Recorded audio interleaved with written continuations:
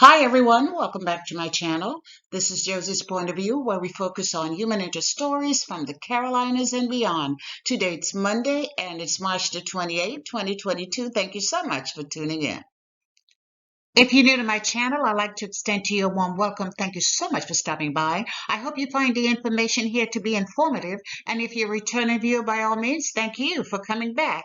You know, I always say the tide changes so frequently here on these YouTube streets. So you always have to acknowledge where your support comes from. And I want you to know I sincerely thank you for your support. Feel free to like and to share this video. And don't forget to subscribe. And our story today takes us to Fort Bragg here in North Carolina. Take a look at the headline. And it reads, Special Forces Sergeant Major gets jail time and rank reduction for domestic violence. I'll provide you with a summary here, and as always, I'll place links to a few of the full articles in the description box.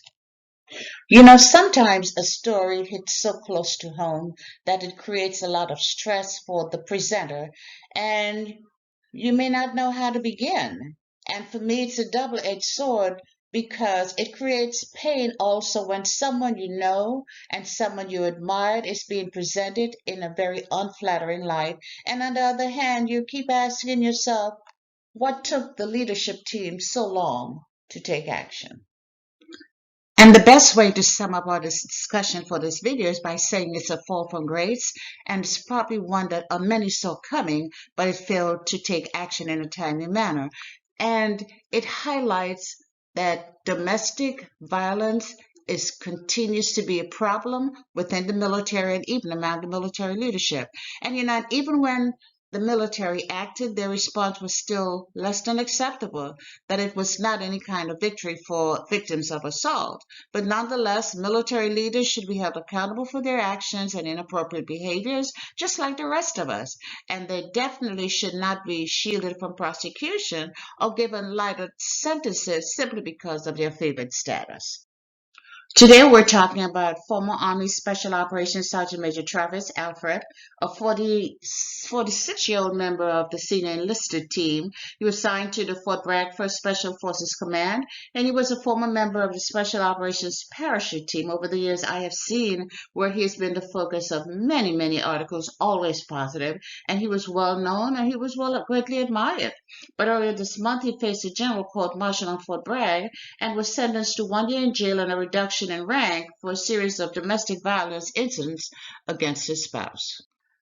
And this is what is known about this case. It dates back to last fall when former Sergeant Major was arraigned on charges stemming from 3 alleged domestic violence incidents against his spouse. So let me stop here a second and say that other reports have simply said the charges were against an unknown family member. So going forward, that's what I'm going to say. But this specific article did say it was against his spouse. Nonetheless, it was reported that the military charging documents indicated it involves physical attacks and discharging a firearm under circumstances so as to endanger human life.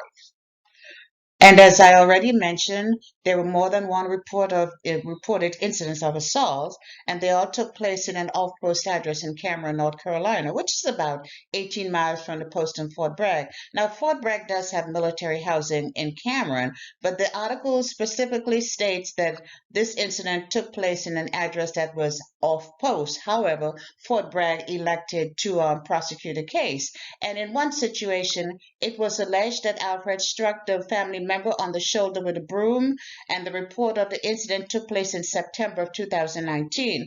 Prosecutors said Alfred also strangled the family member and threatened to kill the victim during the attack. Then in November 2019, another alleged attack took place. The charging document states that the former Sergeant Major pushed the victim on her head and then held her arm using his knees. Oh my. So he pushed her down and then he restrained her using his knees. In the third attack, still in November of 2019, the former Sergeant Major choked the victim, threatened to kill that victim, and then he also pointed a loaded gun at the victim and fired that gun. The charging document states that the firing of that weapon was done under circumstances as to endanger human life. He could have killed her. So the sergeant major was arraigned on those charges, and while that was taking place, he once again found himself in more trouble. On November the 7th of last year, he was charged with misdemeanor assault on a female stemming from an attack on one of his neighbors. So the sergeant major was fighting with everybody. He was beating on his spouse, and then he was beating on another woman, one of his neighbors. But the first set of charges the military decided to pursue, and those were charges against the family member, or i.e., his spouse. All right. So earlier this month, he faced a general court martial on Fort Bragg, but prior to the court martial, he was made to undergo a mental capacity review, and that was done on February the 7th, but the results were never made public. The court martial panel was a mixed panel consisting of officers as well as other sergeant majors, and he was found guilty on some but not all of the charges. Definitely domestic violence and discharge of a firearm as to endanger human life. But the panel acquitted the senior non-commissioned officer on charges that he made two other threats to kill his then wife, in addition to charges that he beat her with a broom and that he choked her in September of 2019, and accusation that he assaulted her on November 11th. My God, they threw out most of the charges against him.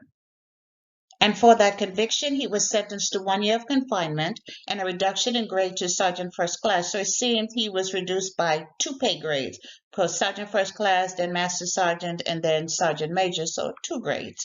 And after his sentencing, the spokesperson for the command told the media that special operations expected their soldiers to maintain a certain level of conduct, that they take all allegations of misconduct seriously, and this was their way of holding one of their own accountable.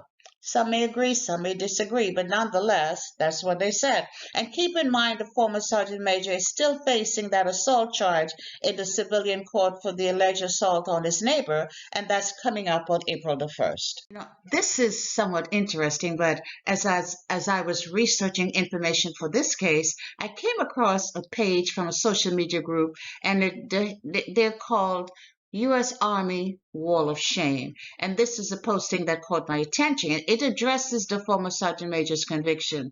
So he's being talked about out there. He's being talked about on social media platforms, but not in a favorable manner. And hence, what I described in the beginning is his fall from grace. And what do I think about this case? Well, I'm glad you asked. From my perspective, this was not justice for the victim, because even in sentencing, the military was still protecting the accused. They dismissed the majority of the charges and they convinced him of the minimum. And to be honest, that's probably why the military elected to take the lead in charging him in the first place. They were protecting him from a harsher sentence that he probably would have received in the civilian courtroom. So no, this was not justice for the victim at all. It was simply a slap on the hand for the sergeant major, because mark my word, these 1, 2, 3 cases here were not isolated incidents of domestic violence. Speaking from an individual who has been a victim, this has been going on for quite a while, and it was dealt with in silence. That woman probably was threatened. She was told that repeatedly, you don't want to ruin his military career. Probably when she reported it to the leadership team, it was ignored, or it was they downplayed the significance of it. So this was not a victory at all, and that's been the military's problem all along. They have not taken a serious stand on domestic violence, and they're not doing it now. But on the other hand, I hope the victim is in a better place. I hope she's getting the counseling and the support that she needs to move on with her life. And that's all I have for you right now. Feel free to leave me a comment below and let me know what you think about this video. And by all means, feel free to like it and to share it. And if you haven't done so already, I want to invite you to subscribe to my channel by clicking on that red subscribe button. It's on the bottom right-hand corner of your screen. And if you click on this notification bell right here, you'll be the first to know whenever a new video is uploaded. I thank you for watching, and I'll talk to you soon. Bye.